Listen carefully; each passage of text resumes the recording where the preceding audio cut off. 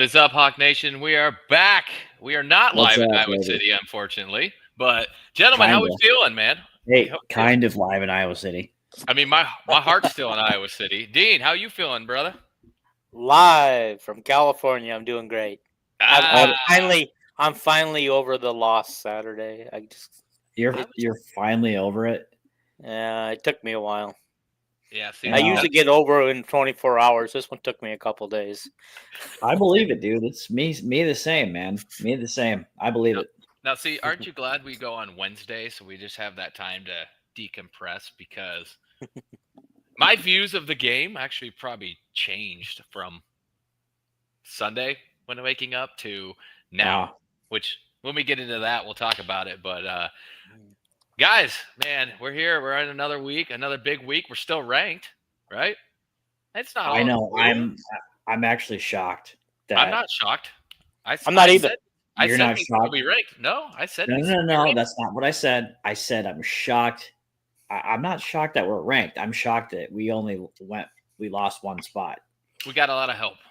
The ACC decided to show exactly who they are.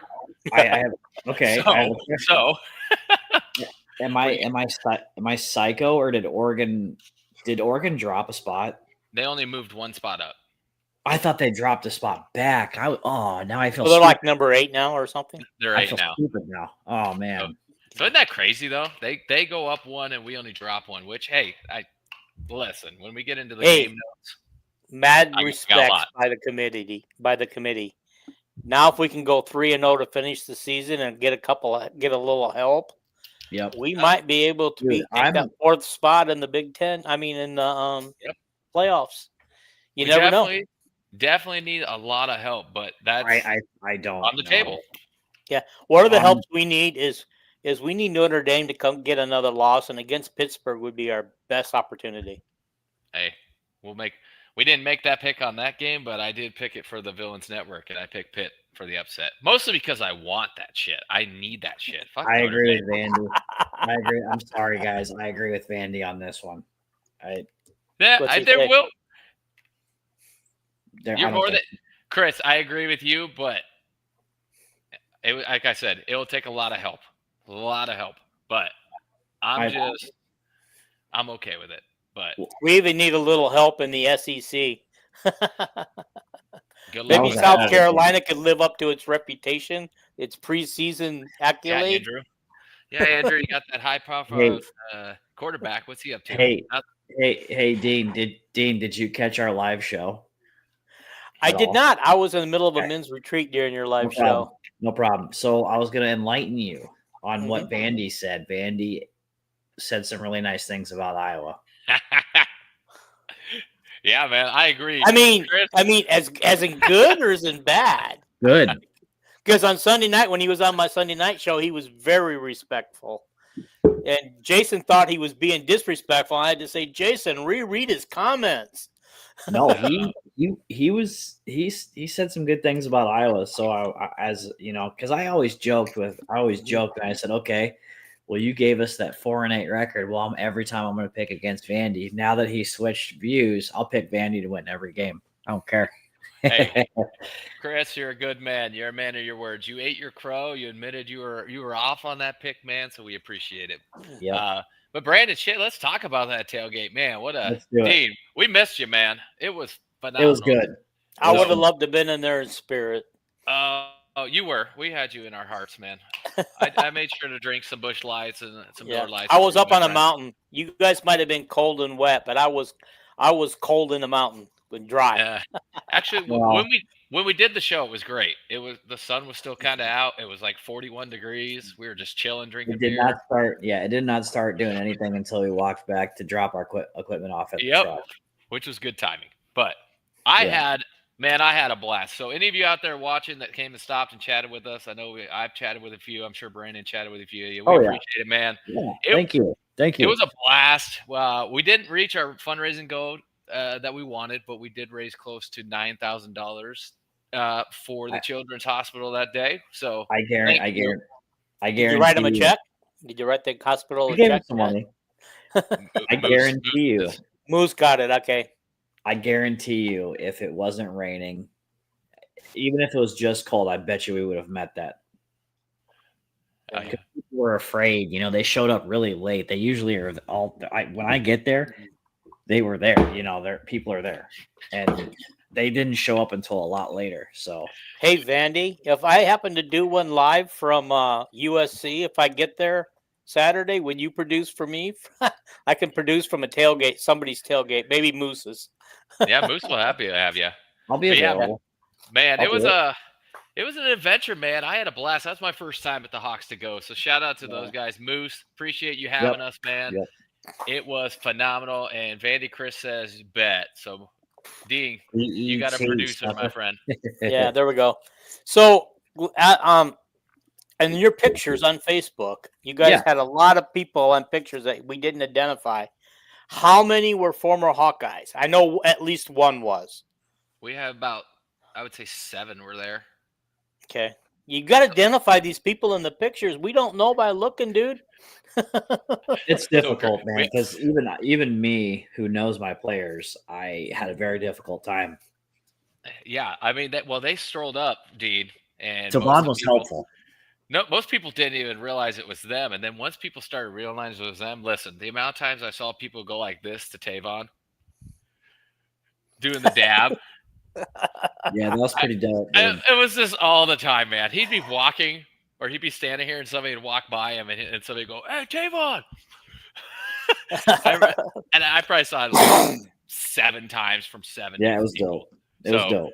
Yeah, man, they were a riot, man. They were a blast. I can't say enough. Tavon Smith, if you're paying attention and watching, man, appreciate you, brother. Say Tavon Smith, the former Hawkeye football player, not Tavon Smith, the current Iowa men's basketball player. Hey, you mean, I didn't realize we had one. Hey, we got a short little story before we go into the game. Should we tell Dean and the audience about who we ran into on the way to dropping our equipment back off? Yeah. Yes, definitely. Brad, would you do the honor? We ran into Pat Fitzgerald, man, tailgating. Oh, no, seriously. Did he man. Come to did he come to your tailgate? No. So he was what would you say, probably 2 blocks from us. Yep. And so we're walking back to the truck to drop off our shit, and Brandon goes, "Dude, is that Pat Fitzgerald?" And I turn and I look, and I'm like, I kept walking. I'm like, "Dude, I think it is, man." And I'm like, I'm going to go back and look. So I go, and then they, of course, follow me. So Brandon and I go back there. My dad's following us. We go walking back there. And I'm like, "Dude, it is." And then he sees us look, because he must have knew that we knew it was him. And then so we went up to go introduce ourselves. And he met us right away, introduced us. Very, very nice dude, man. Not what I was picturing Pat Fitzgerald to come off as, but. Well, no, I mean, he comes off like a douchebag during the games because, he's a very intense coach, much like PJ Fleck. He was awesome. Yeah. And we talked to him a little bit about his situation at Northwestern. So we told him we were happy that he got that resolved. And I'm sorry, his comments were the best. I'm not going to say them on the air, but his comments to that was fantastic, man. It kind of made my day. All right, you got to tell me after we get off the air. I got to know. He'll DM you. I'll message it to you. I'm not throwing him under the bus because obviously that's a legal thing, but let's just say he was happy too. Very nice dude. I told him he needs to get on the coaching staff. He shoved that out the window real quick, and then we were like, "All right, man, we're gonna let you be." But yeah, he's gonna be coaching for somebody this. I believe it. Next season, 100%. I don't think he'll be at Iowa this next. Now that case got resolved and he got accused of all wrongdoings gone, he won't be at Iowa. I don't even have a proper read on what's going to happen with Kirk. I don't even think our last show I'm going to have a proper read on it. I think Kirk will just out of the blue, "Hey, I'm out." I think that's what he'll do. I legit think. And he won't push it off like some other coaches do. If he's going to retire, he's going to do just what Hayden did right at the end of the season. Peace. But I'm going to say one thing about Pat Fitzgerald. Early in his career, when he would play Iowa, I'd hate the guy. I just hate the guy. Really, I would. But, the more his career went on at Northwestern, the more I respected him. I loved him. The more respect I got for his coaching because not many coaches could do what he did at Northwestern to take a team like Northwestern, who has academic standards, so he's already at a recruiting disadvantage. Oh, yeah. Yep. You know, and make these guys work. But usually when his best teams had great quarterbacks, really good quarterbacks. Some of his best teams and some of his worst teams, he couldn't get a quarterback to throw a nickel. You know what's funny about that though? Like, and this goes to him playing linebacker in college too. There was always that one stocky white linebacker that was just like had some crazy name. I should know the one I'm thinking of. I have one in my head, but like every year he had one of those linebackers that just was a freak. And they played like he played, right? Yeah. Like Bobby Boucher almost, man. It was like watching the Water Boys sometimes. And he always had his best game against us, it felt like. And that's when we always lost to Northwestern, man. Yep. Pat Fitzgerald was there. It sucked. Yeah. Now I'm happy he's gone just so we can get that monkey off our back. But yeah. Well, anyway, Vandy says he made a public statement this weekend about getting another job pretty soon. Good. I fully expect him to be a head coach somewhere in this coaching cycle. You know, Chris, 100%. But man, it was awesome meeting him. I'm gonna tell you, man, he was a cool dude. It was a pleasure. And then we thought about inviting him to the tailgate, but Brandon was like, "Nah, I'm not gonna harass him. He's enjoying time. He's here to see his son. He's here to cheer on the Hawks," and so we kind of let him be. But it was very cool, man. So I got a question. If he takes another job somewhere, does his son transfer out? Depends on how far back he is on the chart. Well, he's going to be way back. He's not going to get in the front. I don't think so either. That's what I was wondering. Not with us signing the kid, the 4-star out there from Utah. Hey, we got a 4-star commitment today from a tight end. A stud tight end, by the way, that reclassified. So I don't know if you saw that. And everybody wanted him. Yep. Everybody in the neighborhood wanted him, and we got him. It came down to Iowa, Miami, and Tennessee, and we got him, baby. So what's his name? Brock. That's a hell of a lineup. It's a kid from Norwalk. I just can't remember Brock. I can't remember his name either. Here, let me see if I got it on my phone here because I got a message from somebody on it. Yeah, pull it up. I think it's the kid from Norwalk. I just got to figure it out. It's on our group chat. They didn't even name his name. Luke Brewer, sorry. Okay, Luke there we Brewer. go. Okay. Yeah, yep. Abdul Hodge says that Thomas Meyer might play this weekend. Good. That was the 4-star we got last year. He's a freshman, tight end. He's a stud. Absolute stud, dude. He was probably in the class last year. I thought he was probably the best one out of that class. Physically, he was physically gifted. Size-wise. Look him up. I'll let y'all do the recruiting stuff. That is not my forte. I am dumb when it comes to recruiting. So if you guys want to just, help brother out. Well, Iowa Wrestling signed 6 or 7 guys in the last 2 days. Yeah, I don't want to. I really don't need want that stuff. Hey, listen. Do we have to talk about this? What do you mean crap, man? Listen, was there some bad shit? Yes, but listen, I'm going to this was the best college football game I have ever been to live. And I don't care how, bro, you can't tell me this wasn't a good game. And the national media agrees. You didn't like the outcome. Stop listening to the outcome. The outcome sucks. I agree with you on the outcome. I can tell you 3 games better than this. Bro, no. On top of my head. Nah, not with the implications and not just the way it's set up. Those last drives, man, you can't listen. We had to go 93 yards. We put our this here is where this is the difference in the game right here. Well, how many did we lose by? Everybody's like, we lost by 2.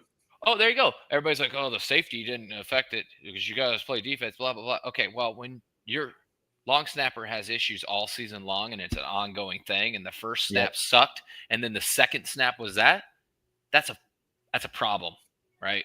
But can we also put some of that not only on the long snapper, but also on our punter who didn't catch the ball? He should have found a way to catch it, fall on it, knock it down in front of him or something. He's not going to want to come back on the show. We can't. No, I'm just kidding. No, but yeah, you're right, though. I agree. For the long snapping thing, it's just because it's an ongoing thing, I think is what irks a lot of people. Yep. Right. It is. And that we have issues. That's what bugs me. Oh, sorry for the here we go. break. Yeah, what are we Here selling? go. What are they making me sell? Anyway, I think that's what irks people the most, and that ended up being the difference in the game. But oh my God, listen, play calling, bro, when the game mattered, right?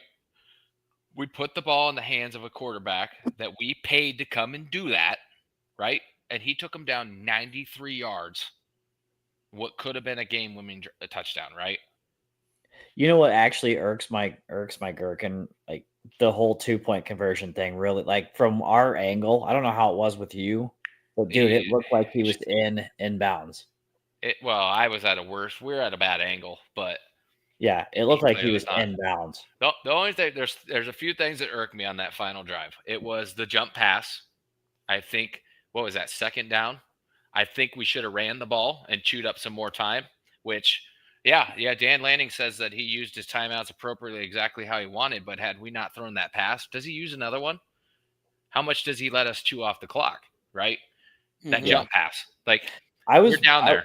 2-yard line. I was really happy that we bombed, like Gronkowski threw that bomb to the tight end. I was so happy about that. I was smiling from ear to ear. Bro, that was there all day. I thought that was Gilly threw that too. No, he'll throw one to Vanami towards the end on that final drive. Oh, okay. I was going to say, because that right there, that was Gill. So the tight end seam, I watched it multiple times, was wide open quite a bit. In the first couple times I saw it, he missed it, and then they did it again, and he was wide open, and it literally looked the exact same. And we were in that south end zone, so we saw it. I could see it all develop, and then he hit him, man, and I was like, dude, that's been there all day. The other thing that was there all day, I don't know if you noticed, Brandon, was the bootleg. Yes. So yes. Every time if he could sell one of those things and catch them guessing, he was able to roll out with 5 yards clearance. So like, I know what they were doing. They were trying to see what kind of bites they got off of that shit. It is what it is, but it was there a lot, right? And it is what it is. But the thing is, man, we paid a lot of money for a quarterback to come in, right? To orchestrate a drive like that, and he delivered. Okay. To me, we never had that before. Last year, this game's over before we ever took. As soon as we got it on the 7-yard line, it was over. This was last year. Yeah, Cade would have. 2 years ago, it's over if we got it at the 7-yard line. But we paid him money to do this. He did what he had to do. He made the plays when he had to. And I'm telling you, when he scored that touchdown, I have never heard that stadium so loud in my life. Dude, it was loud. My ears fluttered, dude. Yeah, and it was loud. It was a pop if I've ever seen a damn pop at a game. And it was electric, and it was phenomenal. Whew, man. Okay, now watching, thinking about, man, like that. Yeah. Great moment. Yeah. Now watching this dude kick a field goal to beat us, did either any of you, knowing that they supposedly been having problems in their kicking game all year, did either one of you, think, oh, well, this would be a good place for him to miss the kick? So and he made every kick. He was perfect. I got a funny story. So because I kept thinking, oh yeah, he'll probably miss this because they're having problems. And then when he makes one, the next one you think, well, the odds are against him. He's going to miss this one. Brad, then you think, okay, he's made a couple, so now he's going to go kick the game-winning field goal, and you're thinking, well, he's definitely going to miss this one. Yeah, because he's not any good, and as usual, Iowa makes everybody look good in their weaknesses. So I'm actually kind of looking forward to seeing the game-winning field goal because like I said, I came up to see, like Brad, I came up to like finish the game with you guys, and how about this? And then like afterwards, then I can't I didn't see you guys, so I'm like fuck. So I was kind of like my back was facing upwards, and then I was walking down, and then when they went up to go kick the field goal, I literally like pulled over and like sat there and held onto the stairs and like just watched it from the angle that I had. Yes, sir. It looked like he missed it. So I was confused. I'm like, why is all the like when it went in, it looked like from the angle that I was at that he missed it. Hey, Chris, this field goal you're here by Drew Stevens, was it 56 yards, 58 yards? School record. 58. Man, that had to give that man confidence again after having a bit of a rough season. Yeah, I remember as soon as he made this, I was thinking to myself, man, if only you made these like earlier in the year. Had he, we would have won all those games. Yep, exactly. But see, this is, yes, the game ended bad, but here's a positive note. This was a school record tying field goal. And it would have been good from 60. Yeah, Jason and those guys said the other night, because I hadn't seen this kick yet, they say that barely cleared the crossbar. It had room. It had about 3 feet. It was on our side, and it cleared pretty good. It cleared it pretty good, yeah. That was the end zone me and him were in, and it was. I didn't question it. I didn't question it one bit. I'm pretty sure we had like most of the action in our end zone. There we go. Now see, look at this drive, guys. There's the tight end seam wide open. Oh wow! Yeah. Now, and that was this the drive that we fumbled away an opportunity? No, this is where we take the lead. However, I still feel like I wish we killed more time on this. It's that jump. It's the jump pass, dude. If Weegan doesn't fumble the ball on a previous drive, guys, we might be going for not only the game-winning touchdown because we'd already be ahead, but we're going to secure the win with another touchdown on this drive. Yeah. Yeah, it was. Although I don't know if we would have been that open. We might have been more conservative on that drive. This took forever. Dude, that was when they got to the it was loud, but when they got to the goal line, holy crap, from first down to that fourth down play, that was the longest freaking drive ever. And it really wasn't that long, but like mentally it felt like it was taking forever. Y'all can keep being sad about the game, but I'm going to live in this moment for a long time. This was, I don't care. Fuck. To be in there in that end zone, bro, this was fucking phenomenal, man. This, one of my top moments ever at Kinnick right here. Boom. And the place just went insane. I didn't realize I didn't realize he did the 6-7 thing. Oh, yeah, he hit it with him. What's the 6-7? This or what? No, I don't want to make any. I know, Timmy. We're not doing it. No. See, okay. Rewind that real quick. I want to. I haven't got to see this on replay yet. If you can. Okay. How slow can you get? Oh, he lost his footing, is what happened. There we go. I didn't see that part. God, he has his back and his heels are in, but his feet are not. His toes are not. Oh, that makes me so mad. That pisses me off. It is what it is, right? But to me, a lot to celebrate about, in my opinion. Now, but I got a question on this 2-point conversion here, or lack of. Somebody was saying they were throwing the towel at. This throwing the towel at that was Moulton, right? And was throwing it at him, and would that be a penalty? What do you mean? Well, they threw the towel at his face. The guy guarding him threw the towel at his face, took it out and threw it at his face. Penalties don't matter. That would be a distraction, wouldn't it? Nothing matters to Oregon when you have Phil Knight in your pockets. I don't know, man. I would think so, yeah. Yeah. Hey, Vandy says he heard me say if Weegan doesn't fumble, even if he doesn't fumble, it doesn't equate to an automatic score. It doesn't, but they were well within field goal range. It was like the 16-yard line, right? Chris, we can play what ifs. We could play what ifs forever, but yes.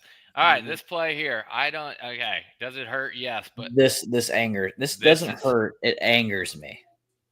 They made a why? This is just like an insane play, dog. Fucking shit that we've lost every fucking time. I'm gonna tell you this. This is just the players making plays, man. I understand that, but they throw this. This play happens 10 times. They probably complete it 2 to 3 times max.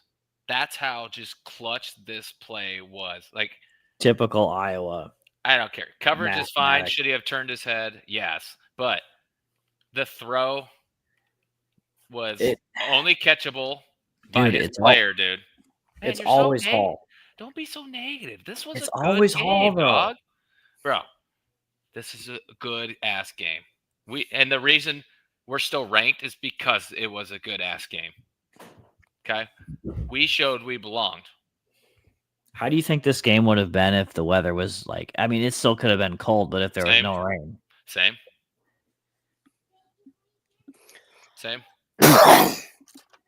I really do. I think it would have went the same.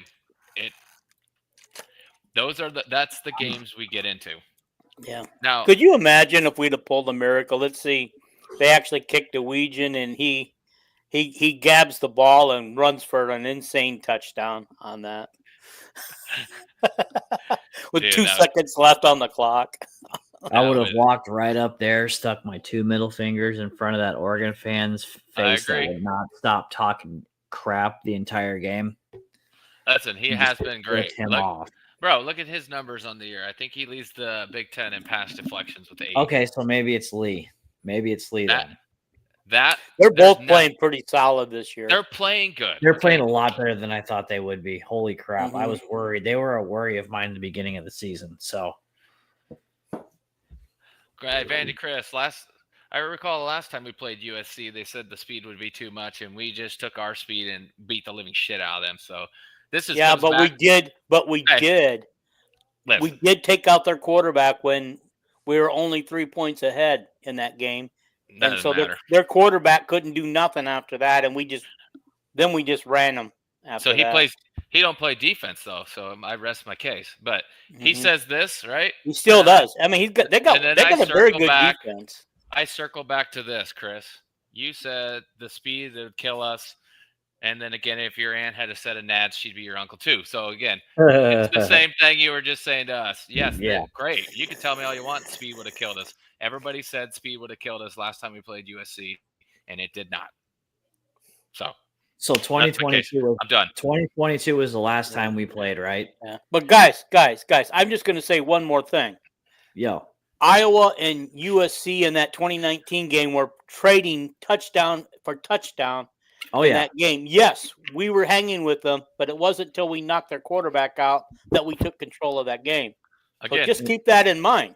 Who was their quarterback then? He didn't play defense, though. He couldn't stop Amir. They didn't stop Amir Smith-Marset with our speed. Yes, you're right. But again, he's still in the league. All right. You guys ready to move on from Oregon? Yes. Yeah, our guest is here. I'm sure our guest would like to talk about more than Oregon. He'd like to talk to USC. Yeah.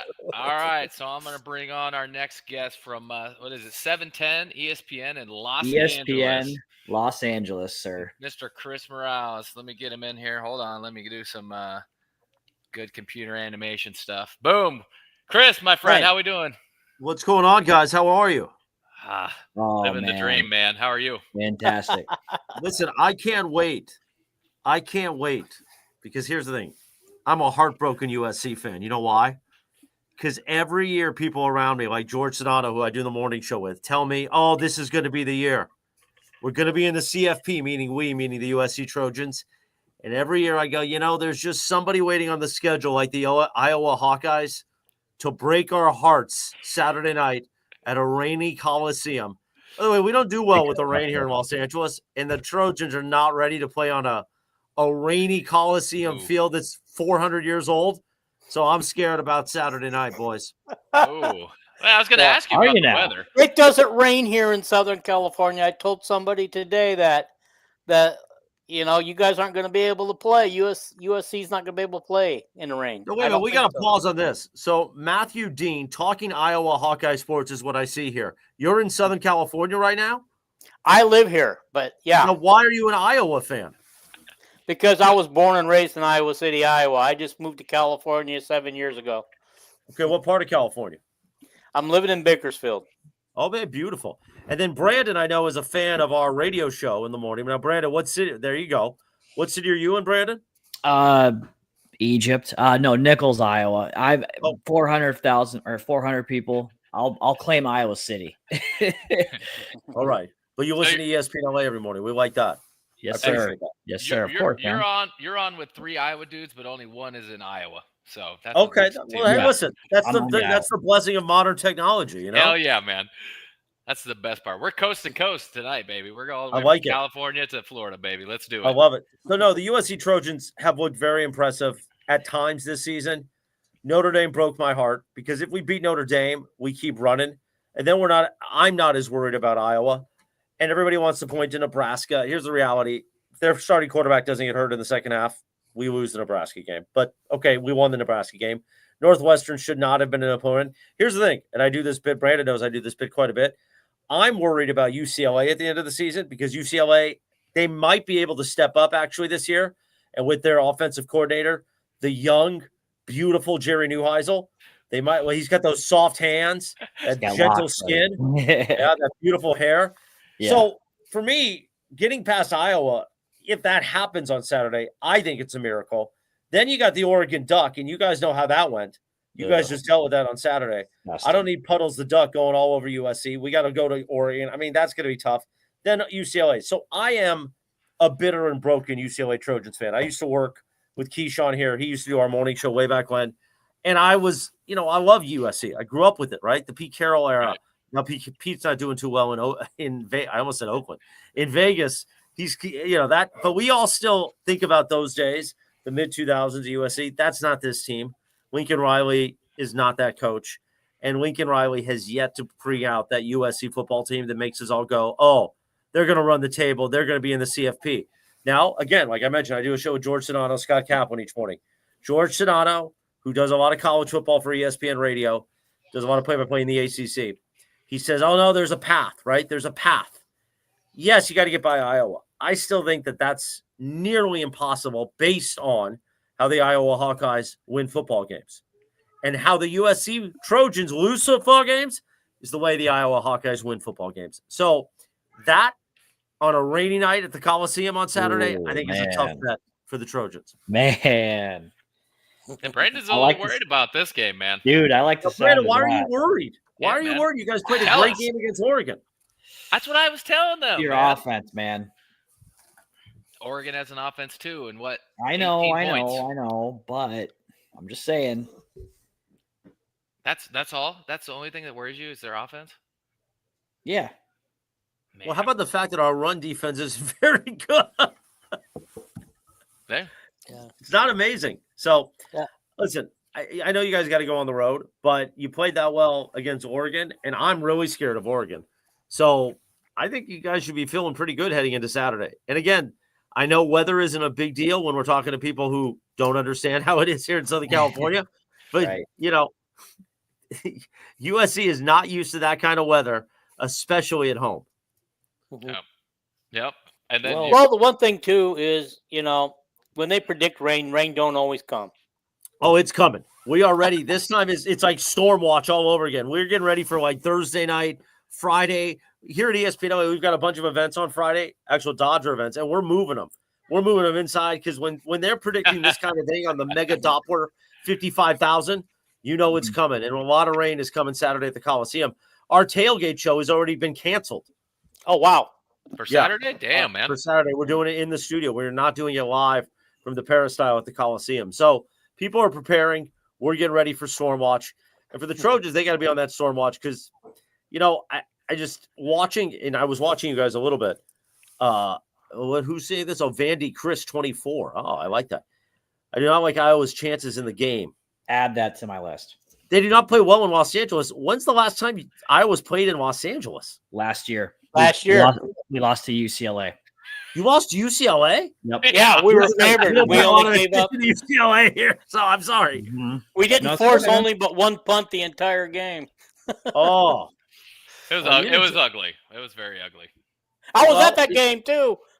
Yeah, it was. So now I feel like the uneducated guest that came on here, but I was brought on to talk USC, not UCLA. Correct. But you guys haven't played the Trojans since 2019 in that classic Holiday Bowl. Yeah, man. Never forget. Never forget that. Hey, before you came on, that's literally what we were talking about. So I know you were still there. How long you been at ESPN LA? Since 2012. Then you were there for that. So all you heard was the speed was going to kill Iowa. Speed was going to kill Iowa. Speed was going to kill Iowa. Speed did not kill Iowa. Iowa matched speed with one player that ended up rushing for a touchdown, receiving for a touchdown, and returning for a touchdown. So they can say speed will kill all you want, in my opinion, until you play the game. And the way Iowa plays games, they just have an ability to slow teams down, right? We saw it last weekend. Punch him in the mouth. We saw it last weekend. Oregon is a high-powered offense, man. One of the top 10 in almost every category, man. Held them to 18 points. We actually passed for more yards than Oregon. Who had that in their bingo card? That in the Iowa game, I'm sure you did, Brad. Pass for more. No, I did not. You did. No one did. So right. Chris makes a good point. Like he has a right to see. I'm 50-50 on this game. I am too. I see a lot of his sides. Like this is, especially since you told me it was going to rain, man. That just changes. They say it's going to pour. Yeah. If you saw how Notre Dame beat USC, and by the way, it wasn't even close. There was at no point in the Notre Dame game that I thought USC was going to win. If Iowa just copies that, USC's got a problem based on how Iowa plays football and based on how USC loses football. USC's got speed, and it's speed that kills when it's on. But the problem is their run defense is not – the Trojans' run defense is not great. And if you guys just ground and pound, especially on a wet Coliseum field, it's going to be hard. It's going to be hard to stop. And that's going to be the challenge. Now, if your defense gets swarmed by the USC offense, we got a lot of weapons. Right. We got a lot of weapons. Yes, you do. But, yes, you again, do. Can those weapons be brought down just, a little bit because of the weather? I think so. USC hasn't played in tons of weather this season like that. Illinois, that game, was on a massive delay. It was a little wet. We saw how that game turned out. So, again, I just think that I'm very worried about Iowa. Do I think USC has a 50-50 chance? I like that. 50-50 chance is fine. For us in LA and for USC fans, I think the thing is, okay, you get past Iowa. Now you got the Oregon game, and nobody really feels that confident about the Oregon game. If we beat Iowa, I think then everyone will wake up a little bit more. But for me, I think Iowa is one of those easy, if you were looking at the schedule, and let's just say USC was undefeated at this point. Let's see the Notre Dame game doesn't happen, right? The major loss that really USC looked lost in that game. Iowa, I would be saying heading into this weekend, is a trap game. And I think it's not really a trap game based on how Iowa played against Oregon, in my opinion. Man. Listen, that game Saturday was a great game. I know you guys did not like the outcome, and you guys were shocked when I said that was probably the best game I've ever been to at Kinnick, and it was electric, and the game itself was good. It was dope. And that's why Iowa's still ranked. Like, they earned a lot of respect by going into that fight and doing what they did against Oregon. And Oregon earned a lot of respect, my respect at least, for coming in there and actually saying, okay, Iowa, here's you, and we're going to raise you the same. We're going to try to beat you and do the same damn thing. So, that was a good-ass game, man. Yeah. That was just my take on it, and it was phenomenal. So, I got a question for you, Chris. Yeah. So, have you seen the video from probably about 2 years ago, right when USC came into the conference from Kurt Ferentz talking about a coach out west? I'm familiar with it, but I haven't seen it. Let me see if I can pull it up here. I'm going to try. I love these. Did you find it finally? On the fly. Yeah, man. This is what we call great technology right here. I like it. Genius. Hold on. I found it here, so I'm going to pull this thing up. And what you got? I'm really not worried about points per game. Passing yardage per game. All the stat stuff. Points per game is interesting. It's important, but I got another one. I'll hold that in my pocket till January for you. But what is important is wins per game. And if you want to evaluate a quarter, in my opinion, check the wins per game column, because I can think of a guy that entered the conference recently that came with widely acclaimed, offensive stats and all that. And that's usually how those guys get to become well known, because of their, whatever they're doing, throwing it, running it, wishbone. But then you look a little deeper. So what's this guy's wins per game? And there's usually a correlation. People that just throw the ball around, it makes it tougher to win. It makes it tougher to be on good on defense. I think Phil would tell you that. So there is a team concept here that is really important to me. It's the only way we can win, in my opinion. I mean, he's right. So Lincoln Riley, I am very much on the bandwagon at times, depending on how it goes week to week. But I am one of the people that says, I don't know how great Lincoln Riley is. We all want to believe he's great. We all want to believe that he's going to bring USC back to glory, the Pete Carroll type glory that we experience. College football is different. We aren't in the Pac-12 anymore. We are now in a conference that is deadly week to week to survive. And you could just see that in how Lincoln has handled USC in the Big Ten thus far the last 2 seasons. The games that you have to win, we don't seem to win. Winning Michigan this year wasn't as big of a deal as losing last year. It was just a heartbreak. The Notre Dame game destroyed us this season, at least to me, the momentum. Have we picked up a little bit here? Yes. If we beat Iowa, if we can somehow pull off a miracle in Oregon, if a lot of people like Sedano are right and we can find a way into the path of the CFP, then what? Tell me again, we're not winning a national championship. We're not even getting to the Final Four. So Lincoln, for all that was, and here's the thing, he had an AD at the time, Mike Bone, who came in and brought Lincoln Riley and recruited him to be the head coach. Mike Bone ultimately got him, an exit strategy. He created his own exit strategy out of USC. And now we have a different athletic department, a different plan, if you will, and that's fine. I just don't know about USC's commitment to winning in the Big Ten and in college football and in the college football era that is 2025. So I think that's a bit of a problem to where Lincoln Riley's magic, when it works, and it's a beautiful thing. And being at the Coliseum on a Saturday night when USC is winning, there's nothing like it. We haven't felt that magic in a while. We see little glimpses of it. But as for a season, like in the Pete Carroll era, it's not there. And again, Saturday night, I've had a lot of heartbreak moments at the Coliseum over the last few seasons. I don't plan to go Saturday night. I have the weather as an excuse. So I can watch it in the cozy confines of my home. But more importantly, it's because I feel like it's going to be – because I have to be at the UCLA game. We're doing a special pre, and it's the Crosstown Classic here. We got a bunch of partners involved. So I have to do a special show that day before the game. So I have to sit at the Coliseum and wait for potential nightmare as the UCLA Bruins with Jerry Neuheisel coaching the offense could beat us. But Saturday night could also be a nightmare game at the Coliseum if your Iowa Hawkeyes do what they did. And by the way, if they do what they did against Oregon, they're winning the game.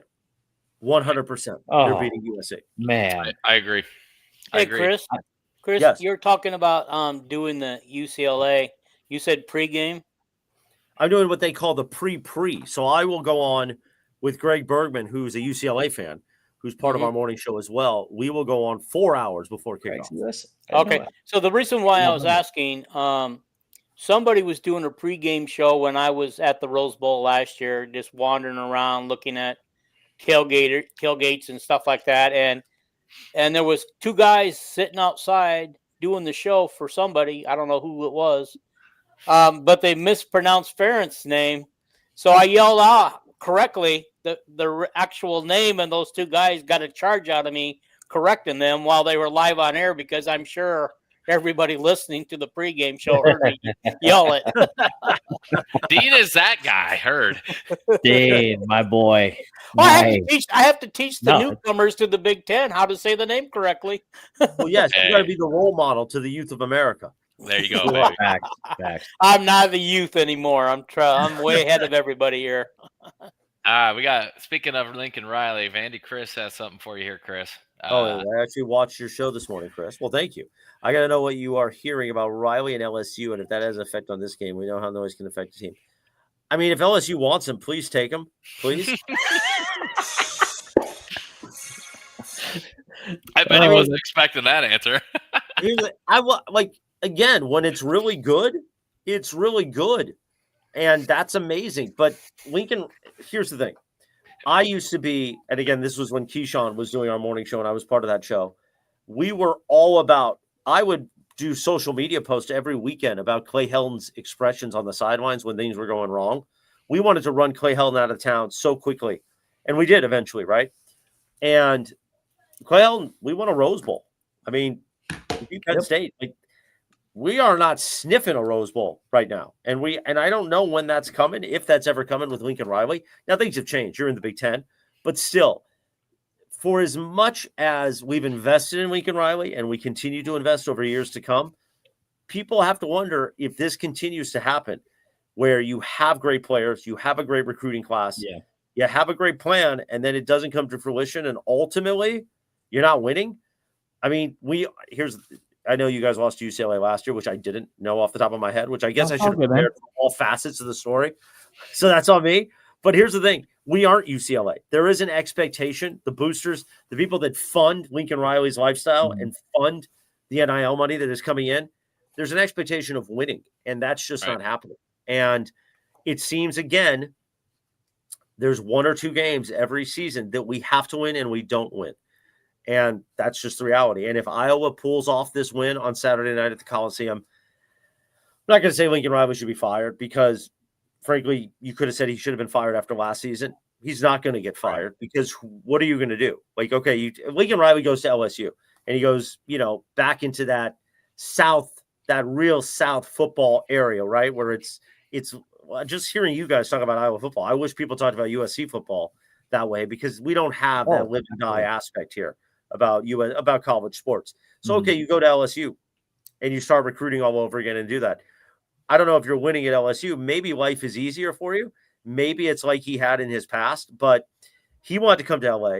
He should be winning in LA. The recruiting, we can barely recruit in our own neighborhood at times, and that's a problem.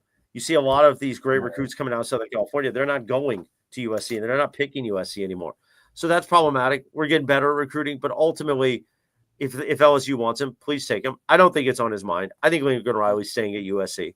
It's you got the lifestyle, you got the money, you live in there next to the ocean. You got a pretty good life, and really the program is set up for him to have full control. You don't have a football-oriented AD anymore, athletic director, that is really breaking his balls saying you got to do this, you got to do this. Lincoln Riley's got a great gig, so I don't see him with it. Chris, I got to ask you this question then too. How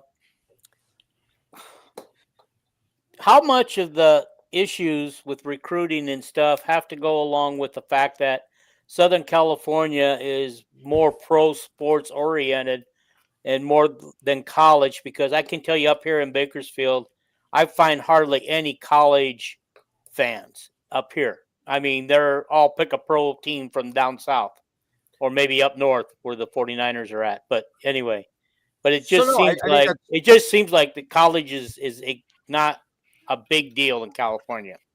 Well, again, we got a lot of pro teams here in LA. We got the Lakers, we got the Dodgers, we got the Rams, then you got the Chargers, then you got the Clippers, you got the Angels, then you got hockey, Kings, Ducks. So we got a lot going on.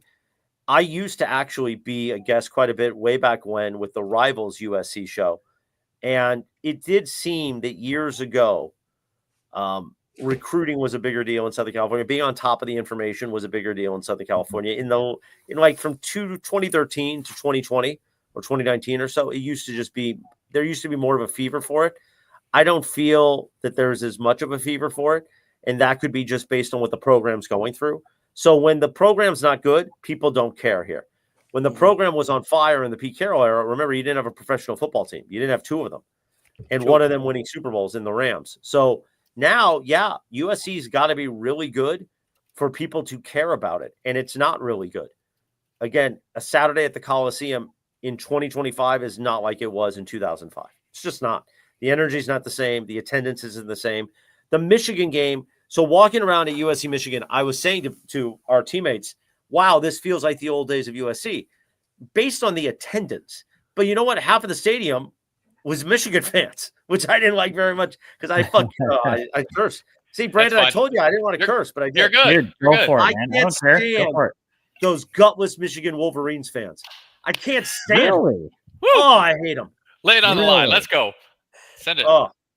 So, yeah, but again, you don't see that kind of energy here anymore. And I think it's because of professional sports, and our teams are doing really well. Dodgers, obviously, back-to-back World Series. We have LeBron, we have Luka, and now the Rams were Super Bowl champions a few years ago, and hopefully we're going to make a run at the Super Bowl this year. And USC is just not at that level, and then UCLA is just a joke. The last few, the few games this season have not been a joke, and we've been able to talk about UCLA Bruins on the air, which we wouldn't have. That's why I didn't know they played Iowa last year, nor do I care.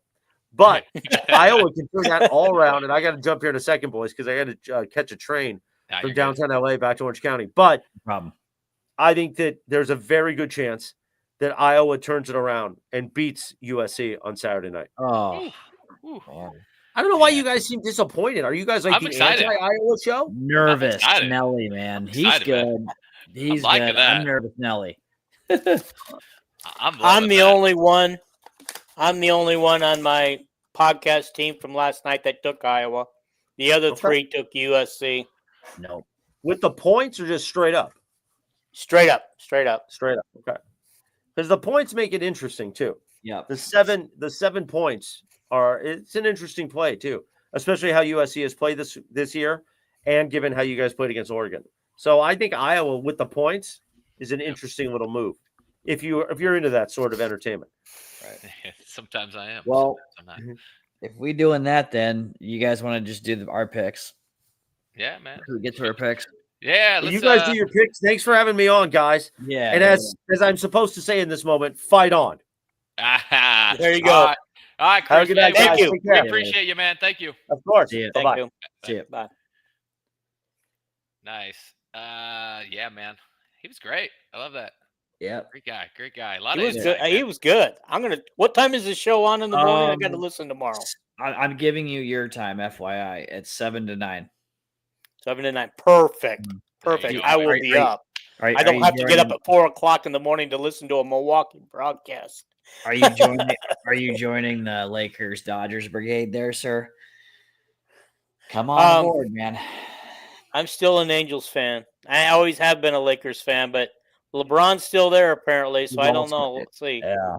Are they winning? I haven't even paid attention because it's too early in the season. Well, they're about to smoke the Thunder tonight, which if we had more time with Morales, Brad, I was going to talk some shit because y'all ain't smoking the Thunder. Diehard Lakers. No, y'all beat us. Yeah, you ain't smoking them. Not in OKC, baby. Sorry. Them LA guys, man, they're all just like New Yorkers, man. They're always in a hurry, dude. Well, yeah, when you have to get on that public transit bullshit, man. You ever had to deal with that crap, man? Yeah, I have. Just not in that setting, but yeah. When I worked in the city and had to get on trains and shit, man, like when it was time to go, like I was going because it's like I don't want to miss my train. Then I'm shit out of luck, right? So like, dude, boom, boom.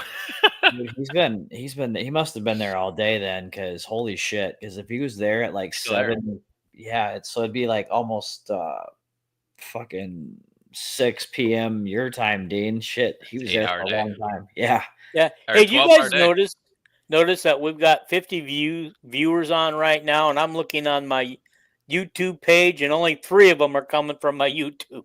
Well, I plugged your YouTube page, and then I noticed on Twitter I plugged some LA fans because.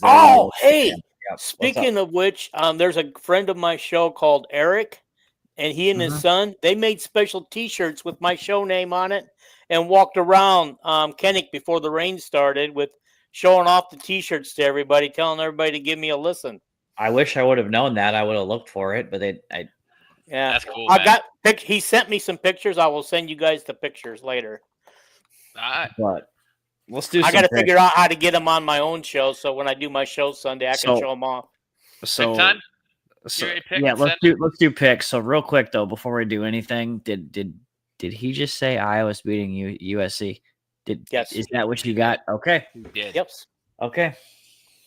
So, in honor of Veterans Day, we're gonna pick the Naval Academy, gentlemen. So happy Veterans Day, by the way, to anybody out there watching that serve. We appreciate your service and sacrifice for our country. I know it was yesterday, but we appreciate that. Who is that playing the Navy? That's USF. South Florida, baby. South Florida, and they're a 10.5-point favorite? Yes, the Bulls. So the Bulls are projected in the playoff as the group of 5. Not if Navy beats them. Not if Navy beats them, baby. But I believe it. South Florida's on the road. Yeah. Well, they're ranked behind Iowa in the CFP poll, but yet they're projected to be in the playoffs. Is that because of the highest ranked group 5? Group of 5? Yep. They're going to get in regardless. So if they win out. But South Florida Bulls visiting the Navy midshipmen. Number 25, 10-point half dog is the midshipman. Dino, I'll let you pick this one first. Who you taking? I'm going to go with South Florida. 10.5 point favorite. That says a lot. Hasn't Army been whooping their ass the past couple of years? What's up, brother? Hey, Marty. Hasn't been Army whooping Navy's ass the last couple of years? They've been kind of 50-50 last few. Okay. But Army did go on a little streak there, but USF. I'm always going to pick USF. Yeah, I think I'm with you on that one. Clean sweep on this one, but I think it could be an interesting game. It's possible. But I think what I've seen from South Florida, they got some playmakers, they got some speed, they got some dogs on that team. So give me the Bulls, and I think they covered the 10.5, honestly. So that's my pick on this one, and I'm sticking to it, baby. All right, I'm curious what your next one is. All right, let's just get this. Is this one gonna break my heart? Oh, let's just get this shit out of the way. Good game, top 10 matchup, man. Honestly, in my opinion, there's two, in my opinion, really good games this weekend, and one being ours, 2 ranked teams, and then this one has a lot of implications. So we got Texas visiting the Dogs. There's another one. That one. This is the Dogs. No. What one? You know exactly. Yeah, whatever. Yeah. I'm saving that one later. But that's fine. Texas heading to Georgia, man, going between the hedges, man. Georgia's a 6-point favorite in this one. Brandon, who you liking in this one? I'm taking the Dogs. I'm not sold on Texas. I still haven't been sold on Texas even after they beat Oklahoma. I can't get in on them. Unfortunately, man, I don't know. I think the Dogs are better, but they're a little bit high on the rankings as well too, I think. But that's for another conversation. Yep, exactly. I know there's a lot of teams that are ranked too high or too low, but so you taking the Dogs? Do they cover? No. I think Georgia beats them by 10. Chris got his dreams here. Well, he's more knowledgeable about SEC football than we are, though. I mean, I do my best to keep up with it because it's a competitor. So that's always get it. Always get it competition. Dean, who are you riding with on this one, my friend? I gotta go with Georgia. It's at home. If it were in Texas, I might take Texas. So if Texas loses this game, is that their 3rd loss of the season? Yes, right. So would that in fact eliminate them from any shot of the college playoffs? You would assume. Yeah. Honestly. Unless there's got to be a lot of things to help them, just like a lot of things would have to help us to get in at 9-3. It's the same with them. This pretty much is a winner go home for them for the most part. Yeah. So, by the way, guys, I don't want to talk about Iowa's chances for the college playoffs unless we beat USC this weekend. Then on my Sunday night show, we'll talk about what needs to happen. All right. I'm not going to bring it up. I won't bring it up. I promise. All right. I'm not even thinking that. We're going to go another clean sweep, boys. I think Georgia takes care of it. And honestly, I think if it was at Texas, I think they would ramp up a little bit. It'd be a whole different ball game. But give me the Dogs inside the hedges versus Texas, baby. Clean sweep again. All right, let me grab the next one here. This one's for you, Brandon. I'll go ahead and get it out of the way. You're probably loving this, man. We picked a lot of Oklahoma games this year. You probably feel really good, huh? What really upsets me about this game is it's on at the same time as Iowa. Yeah, I know which one you should be watching. It ain't this one. Well, I'm going to watch them both somehow. But I'll do Iowa on TV and then this one on. So I feel like it's in Tuscaloosa. Just a heads up, guys. It's in Alabama. Well, that's what I thought. I wondered why it was Oklahoma. Okay, I'm going to flat out say right now, I'm picking Alabama to win, but Oklahoma can beat them. They have a shot, but I just don't like it. I don't like it enough. I think Alabama, because Oklahoma embarrassed Alabama last year, and they're going to be pissed. So I got Alabama by at least 10 to 2 touchdowns, at least. Yeah, nice. Me too, actually. So, Oklahoma surprised me this year. I will say that. Oh, yeah, me too. They have definitely surprised me, but they are not at the caliber where Alabama's playing right now. Alabama's playing really well, as much as people want to hate to say it. Yeah, everybody. Oh, look at this guy. Yeah, I know. I that's the reason why I say if they're going to get it done, they're going to get it done. I just don't. Defense. I don't trust the offense, man. Crazier things have happened. I'm taking Alabama. I think they cover this 7, though. Give me by 10 as well, man. I agree with Moose.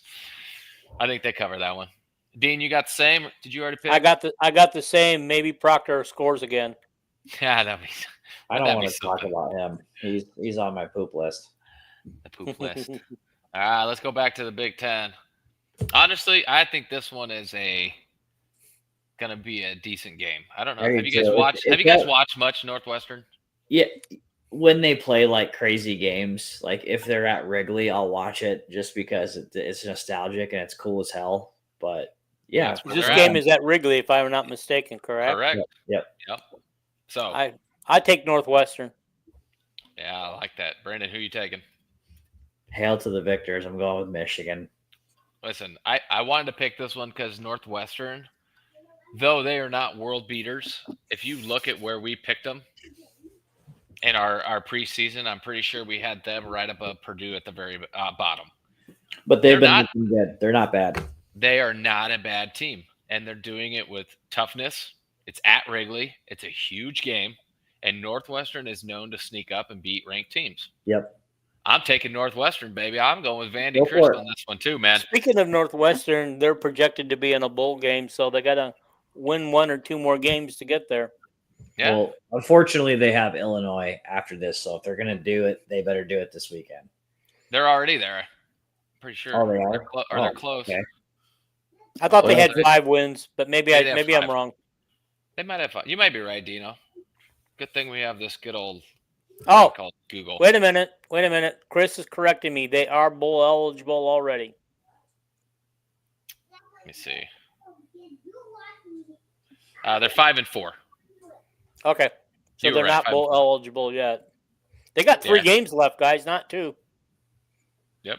So they got a chance. God. And this is it. I think they get bowl eligible Saturday, man. So give me the Wildcats, baby. Yeah. Even Chris is picking them. Yeah. They're not a bad team. I just want to say no, they're not. They're not a bad team. They have impressed me when it comes to the Big Ten. They have definitely surprised me this year. So yeah, fuck it, I'm going with them, baby. All right, you guys ready to talk some good? God's team, baby. Yeah. Let's do some USC versus Iowa, baby. Let's go. All right, again. It's fine. Sick. We see this all the time. I know. Fine. We saw this last week. They were averaging 40-some points a game, 230-some yards each category plus. Averaging, and their defense was actually right behind ours, actually, Oregon's last week, and we were in that game. Not as powerful, right? Obviously, they have a decent rushing attack, decent passing attack. Actually, their passing attack's better than Oregon's, passing yards-wise.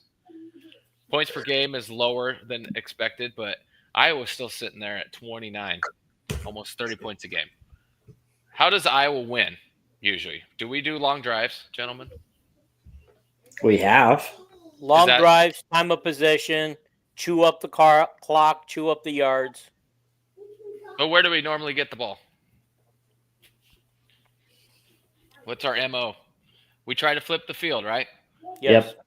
These numbers are deceiving. The only thing they really need to look at is that points per game and your defensive points per game. Facts. Okay. When you're flipping the field, I don't remember where I heard this, but Iowa had some ridiculous number where we were getting the ball on the 41 on an average, whereas our opponents were back towards the 25. When you only got to go a half a field to score, you're not going to have the yardage, right?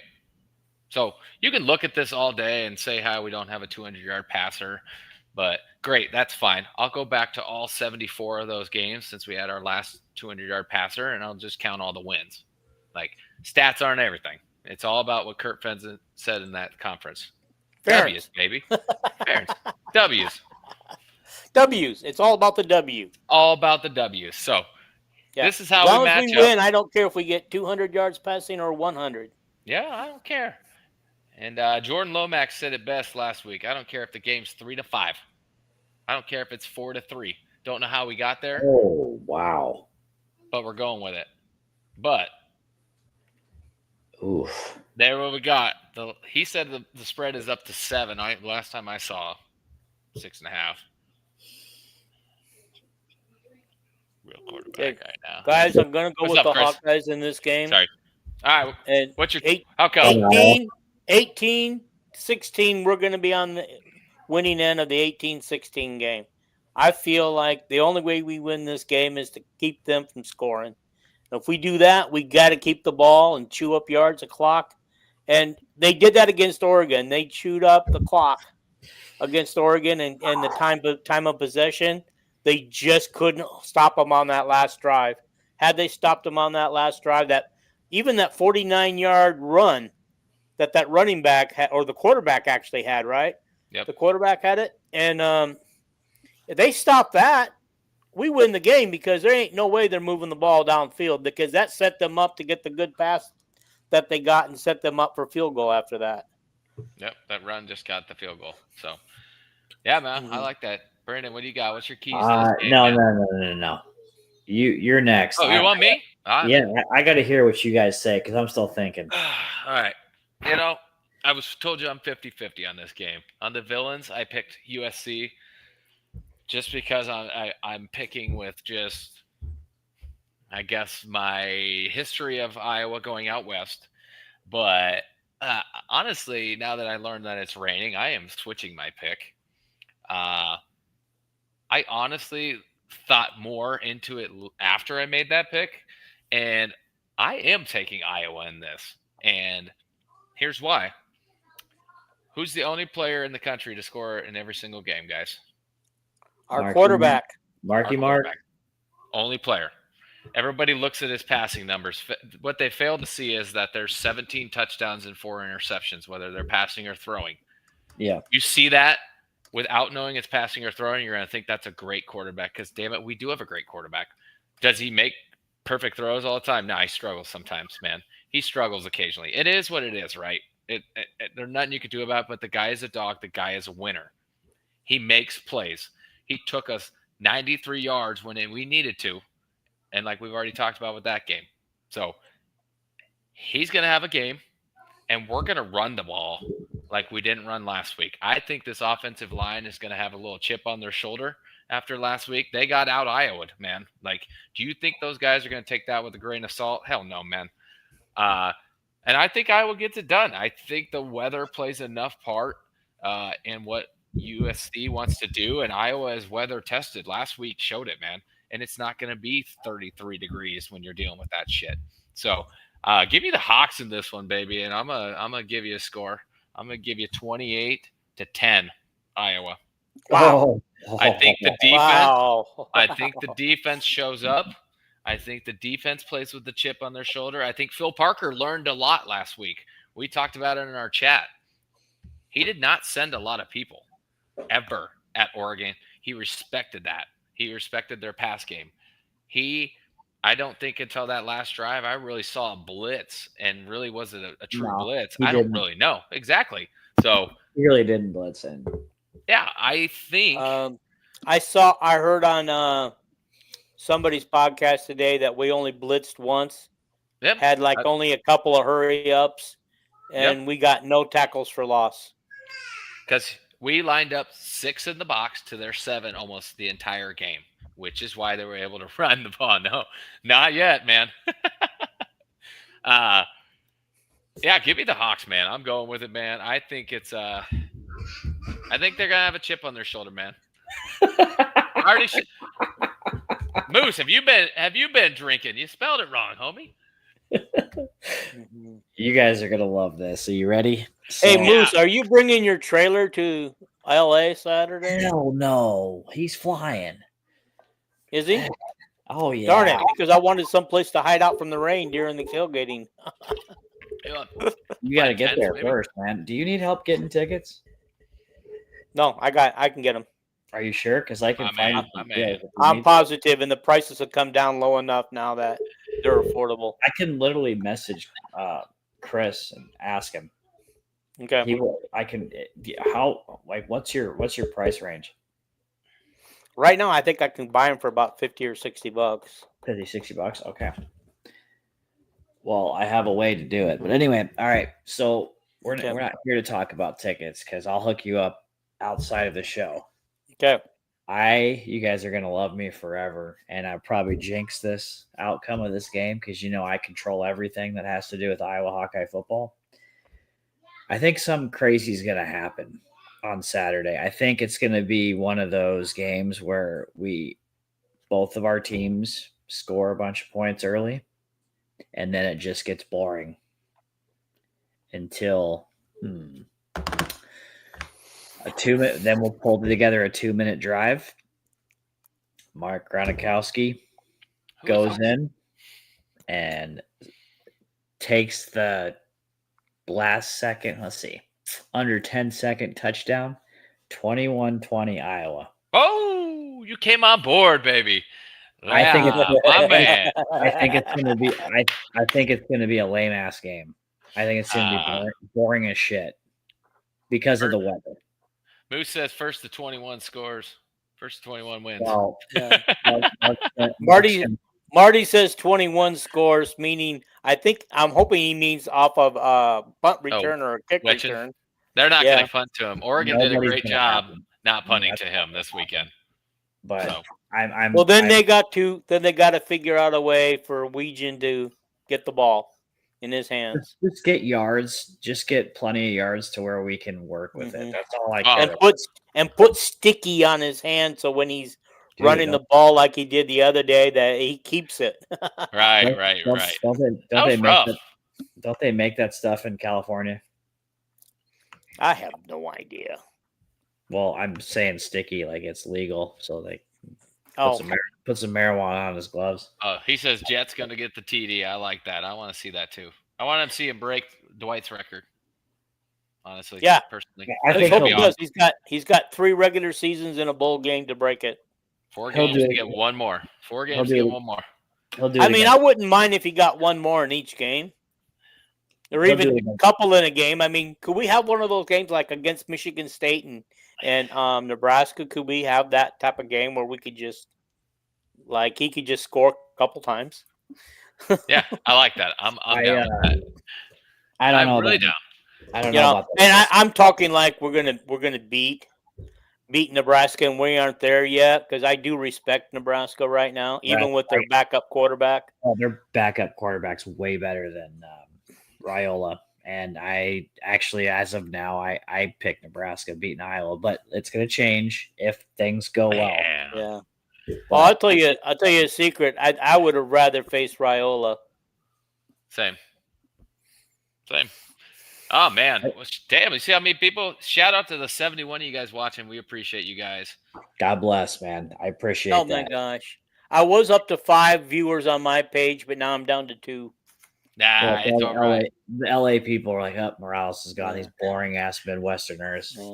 Who is Chicago Scots Association? I don't know who they are, but they asked you a commit question. Don't care. I like it.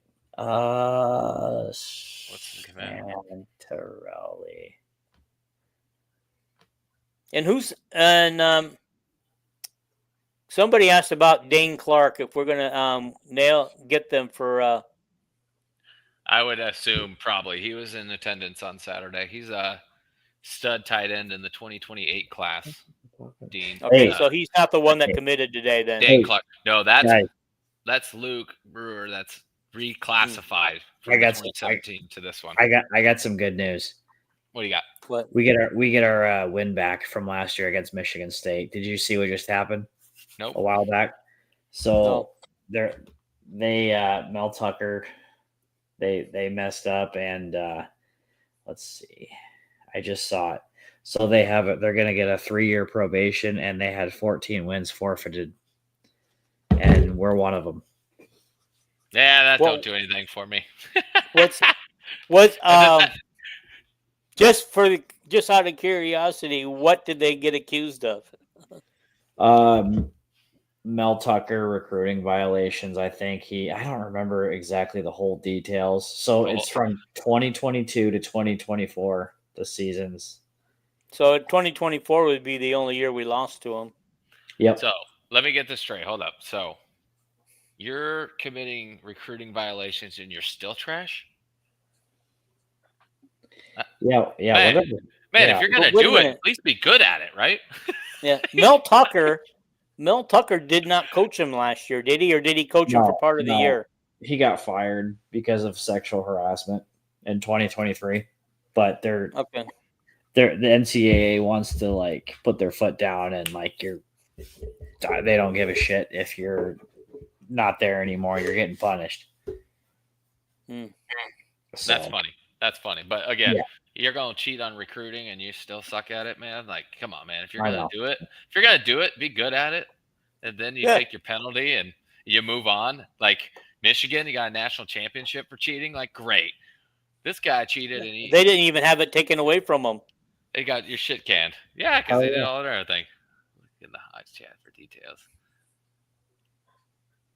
Look in the Hawks chat for details. Okay. He's got it. There's too many. Nobody in our live view wants to. We'll read it as a collective group, but nobody wants to hear about that shit. Too much info. All right, boys. What do you say we wrap this thing up, man? Yep. Well, it's been fun. You guys excited for Saturday? Dean, I really hope you get out there, man. Yes. So if I don't get to the game, I will be going to my grandson's soccer game, which starts at the same time. Get some portable earbuds and put the thing in. It might be raining up here too if it's raining down there. I will give you my account so you can listen to the Dolphin. If you get your earbuds and you can listen to it if you end up going to the soccer game. You know what? It's on BTN. I'll get it on this telephone right here. I'll have my earbuds on. I'll have it right there where I can catch it. Okay, that'll work too. I love it.